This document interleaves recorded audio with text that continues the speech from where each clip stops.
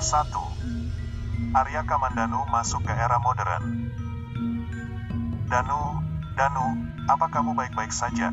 Cepat bangun, kelas akan segera dimulai. Cepat bangun, suara prihatin memanggil di dekat telinga Danu. Danu memiliki perasaan yang sangat aneh. Idiot ini, dia mungkin tidak memiliki wajah untuk melihat siapapun. Itu sebabnya dia menutupi wajahnya. Suara lain mengolok-oloknya, tapi sekarang, Arya Danu terjaga. Danu melihat sekelilingnya, bingung. Tidak ada seorang pun yang dia kenal, dan dia dikelilingi oleh lautan wajah yang tidak dikenalnya. Melihat wajah Arya Danu yang hilang, terdengar suara tawa lagi. Sangat jelas bahwa semua tawa ini ditujukan padanya. Melihat semua orang di sekitarnya menertawakannya. Dia tidak berani mempertanyakan apapun untuk saat ini, tetapi hanya bisa waspada jika seseorang menyerangnya. Danu menatap siswa yang duduk di sampingnya. Dia adalah satu-satunya yang menahan diri untuk tidak menertawakannya, dan orang yang sama yang membangunkannya. "Di mana saya? Siapa kamu? Kenapa ini terlihat seperti ruangan?" Danu bertanya dengan heran. "Haha," terdengar suara tawa lagi. "Arya Danu, aku pikir kamu sangat marah sehingga kamu menjadi bodoh. Apakah menurut Anda Dewi adalah seseorang yang dapat Anda kirimkan surat cinta? Tidak apa-apa jika Anda masih di keluarga Arya. Tapi sekarang, Anda tidak. Lain kali hati-hati. Kelas berikutnya adalah bahasa Inggris. Dan gurunya adalah Martha. Jangan sampai ketahuan." Teman satu meja Danu berbisik di telinganya. Suaranya sangat rendah sehingga hanya Danu yang bisa mendengarnya. Terlihat jelas bahwa dia juga cemas. "Aku benar-benar tidak ingat. Sakit kepala saya sangat buruk saat itu, dan saya lupa banyak hal," kata Danu tanpa daya. Teman satu mejanya menghela nafas. Tentu saja. Dia tidak akan percaya bahwa Danu akan melupakan segalanya dalam waktu sesingkat itu. Dia berpikir bahwa Danu hanya perlu menyelamatkan wajahnya dan dia masih belum menyadari bahwa dia bukan lagi Arya Danu. Dari keluarga Arya. Tiba-tiba, Arya Kamandanu merasakan denyut sakit yang tiba-tiba di kepalanya. Dia ingat bahwa dia sedang membuat pil pengembalian tenaga dalam. Dengan tuannya Ambarsari. Kemudian para bajingan dari grup aliran barat itu menyerang dan ada segala macam ledakan dan pertempuran. Setelah itu, tuannya menggendongnya dan menggunakan jimat kertas pelarian. Tapi bagaimana dia bisa muncul di sini? Apakah ini masih di alam pendekar? Selain itu, dia duduk di sini dengan aman. Tetapi apa yang terjadi dengan tuannya? Tuannya hanya 3 tahun lebih tua darinya.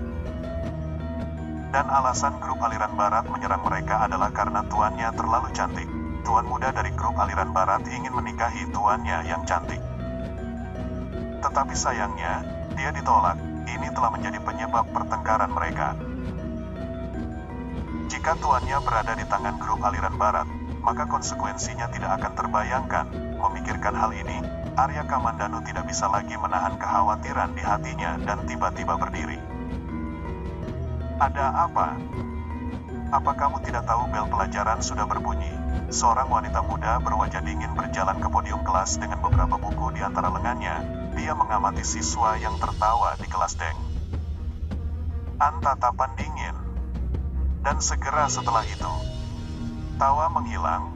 Semua orang tahu kelas bahasa Inggris ini diajarkan oleh Martha. Dan yang paling dia benci adalah siswa yang membuat keributan. Jika dia memperhatikan seorang siswa, maka aman untuk mengatakan bahwa tidak ada hal baik yang akan keluar dari itu. Arya Kamandanu sudah merasa ada yang tidak beres, meskipun dia bisa memahami kata-kata ini. Bahasanya jelas bukan yang dia gunakan sebelumnya. Apakah ini bukan lagi alam pendekar? Sambil mengerutkan kening, Arya Kamandanu ingin tahu lebih banyak. Gelombang sakit kepala lainnya datang, dan dia tiba-tiba mengingat segala macam informasi. Arya Danu adalah anggota generasi ketiga keluarga Arya. Ayahnya, Arya Agung, telah meninggal 2 tahun sebelumnya. Dan dia tidak ingat ibunya. Setelah ayahnya meninggal, dia diasingkan dari keluarga Arya. Ini karena dia bukan putra biologis Arya Agung menurut tes DNA yang dilakukan setelah kematiannya. Namun, dia masih ingat adik perempuannya Arya Sari dan adik laki-lakinya Arya Tony. Sayangnya, mereka berdua bukan dari ibu yang sama dengannya, tetapi dari ayah yang sama, 3 tahun yang lalu. Ayahnya sepertinya meramalkan pengasingan Arya Danu.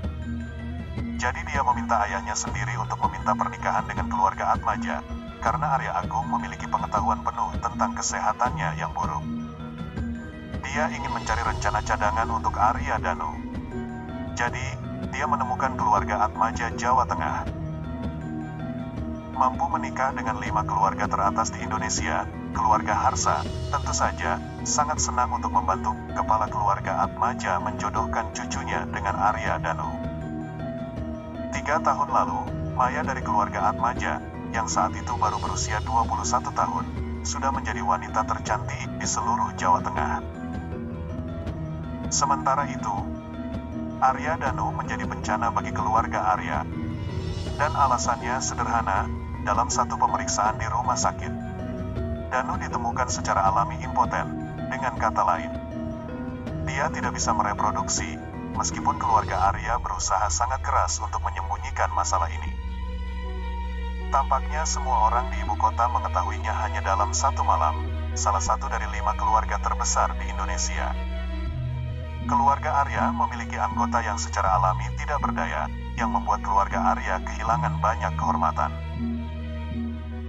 Setelah ingatannya pulih ke titik ini, Arya Kamandanu tiba-tiba berteriak kesakitan dan berdiri. Dia hampir menurunkan celananya untuk melihat segera. Dia mengerti bahwa dia mungkin bisa terlahir kembali pada seseorang yang bernama Aryada. Tetapi yang terburuk adalah dia sebenarnya tidak bisa berhubungan seks. Kamu, siapa namamu, dan beraninya kamu berteriak di kelasku? Datanglah ke kantorku setelah kelas selesai. Guru cantik itu terganggu oleh teriakan Arya Kamandanu, menyebabkan dia menjadi marah. Semua siswa lain di kelas terkikik dan menahan tawa mereka, membuat seorang mahasiswa rutin mengunjungi kantornya adalah sesuatu yang hanya bisa dilakukan oleh guru bahasa Inggris ini. Selanjutnya, seseorang harus pergi karena nilai mereka dipertaruhkan. Kamandanu dengan sedih duduk, meskipun dia tidak terlalu yakin tentang perang di antara keluarga terkemuka. Dia tahu bahwa dia mungkin dikeluarkan dari keluarga Arya karena dia secara alami tidak berdaya. Daripada kurangnya hubungan biologis dengan ayahnya, plus, siapa yang tahu apa yang sebenarnya terjadi pada data dari analisis DNA. Kamandanu tidak khawatir diasingkan dari keluarga Arya. Dia tidak peduli tentang itu sama sekali. Yang dia pedulikan adalah impotensi alaminya dan bagaimana keadaan tuannya, Ambar Sari. Tapi sekarang, dia juga mengerti mengapa para siswa di kelasnya menertawakannya. Itu karena jiwa yang memiliki tubuh ini sebelumnya sudah ditendang keluar dari keluarga Arya, tetapi masih ingin mengejar gadis terpana. Di kelas, Dewi, pada akhirnya, dia menempelkan surat cintanya di papan tulis, berdiri di podium menatapnya dengan jijik dan berkata, "Tuan muda Arya, apakah Anda bisa bermain di tempat tidur dengan saya?" Jadi inilah alasan seluruh kelas menertawakannya. Danu yang asli mungkin mati karena penghinaan, membuat orang yang secara alami impoten tidur dengannya. Ini seperti menamparkan wajahnya, meskipun orang itu sebenarnya bukan dia. Wajah Kamandanu masih tenggelam. Dia menatap gadis bernama Dewi. Dia sangat montok, namun tindakannya itu membuat Kamandanu merasa sangat jijik. Dia benar-benar tidak mengerti mengapa pemilik asli tubuh ini ingin mengejarnya. Akhirnya, setelah memikirkannya sejenak, Kamandanu menyadari bahwa ketika Danu masih di keluarga Arya, semua orang berusaha untuk menjilatnya, termasuk gadis bernama Dewi itu. Namun, setelah berita bahwa dia secara alami impoten tersebar, dia merasa kehilangan muka dan ingin mencari pacar. Sayangnya, dia tidak berpikir bahwa gadis yang begitu menggodanya sebelumnya akan memperlakukannya seperti ini, di bawah penghinaan seperti itu. Dia serangan jantung dan mati, membiarkan Kamandanu masuk ke tubuh ini. Dia sebenarnya terlahir kembali di tempat seperti ini. Dia tidak bisa mengerti sepatah kata pun yang diucapkan guru cantik itu di podium. Dia mengatur ingatannya. dan wajahnya tenggelam, mengesampingkan masalah impotensinya. Fakta bahwa energi spiritual langit dan bumi sangat langka di sini adalah sesuatu yang tidak bisa dia terima. Ini bukan tempat untuk berkultivasi. Dia bertanya-tanya apakah dia benar-benar akan mati di tempat yang disebut bumi ini. Tidak masalah lagi jika dia masih kuliah di universitas ini. Yang paling penting adalah memahami kesulitannya. Impotensinya telah merusak reputasi keluarga Arya, meskipun dia diusir. Siapa yang tahu jika dia akan dibunuh secara tiba-tiba? Mungkin hal-hal lain terjadi yang mengakibatkan dia ditendang keluar. Saat ini, apakah dia bahkan aman? Di akhir kelas, Kamandanu bergegas keluar dari sekolah, mengabaikan perjalanannya ke kantor guru.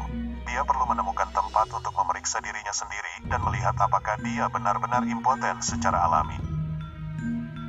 Hal baiknya adalah, ada cukup banyak gang di sekitar universitas.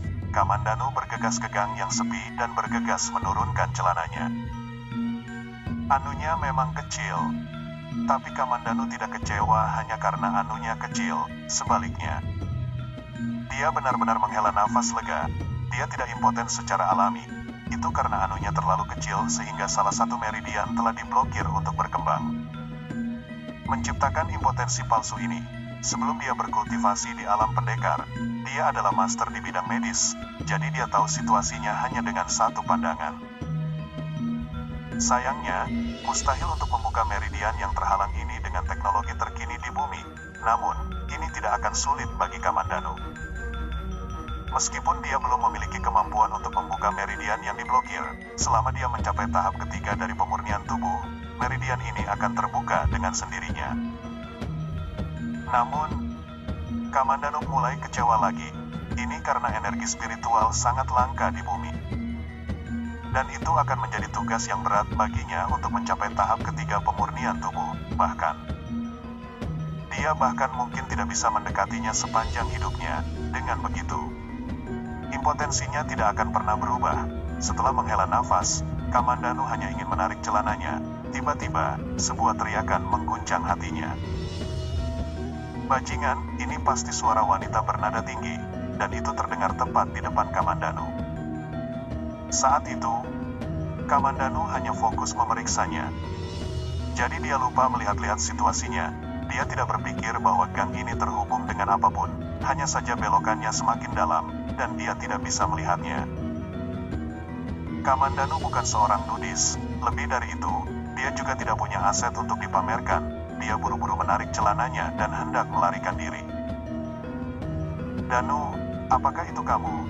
Setelah wanita ini berteriak, dia menggunakan nada terkejut lainnya dan bertanya. Dia jelas mengenal Danu.